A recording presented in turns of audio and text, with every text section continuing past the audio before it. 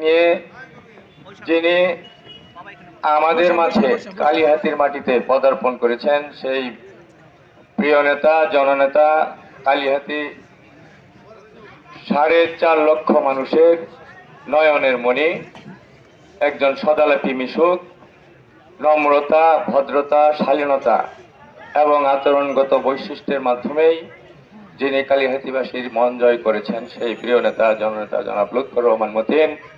মঞ্চে উপবিষ্ট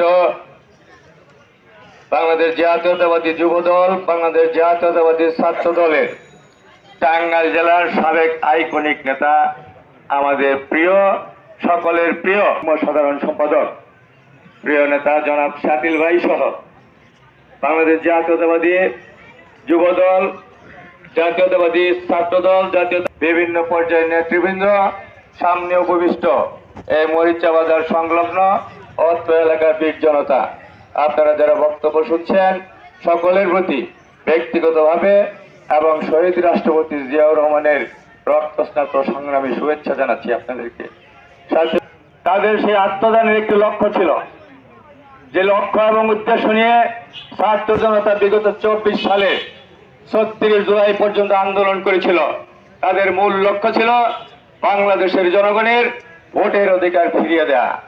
আমরা মনে করি তাদের সেই সফল আন্দোলনের মাধ্যমে বাংলাদেশের বীর জনতা তাদের ভোটাধিকার ফিরে পেয়েছে। তাদের ভোটাধিকার অক্ষরে অক্ষরে প্রয়োগ করবে।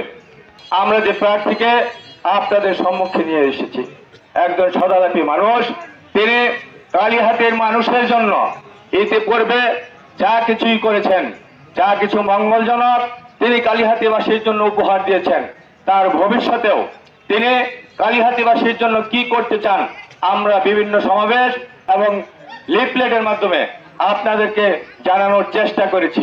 এবং জাতীয়তাবাদের পতাকা উড্ডীন রাখার জন্য যারা শ্রম দিয়েছেন, আমরা আপনাদের সকলকেই সেই গোপালগঞ্জে যারা বিএনপি করে তাদের চেয়ে আমরা শক্তিশালী আমরা আপনাদেরকে মনে করি।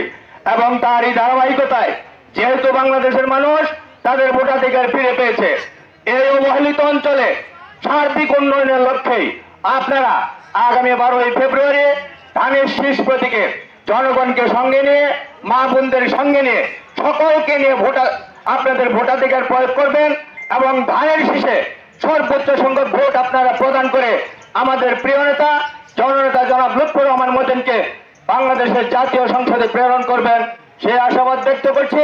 এবং আপনাদের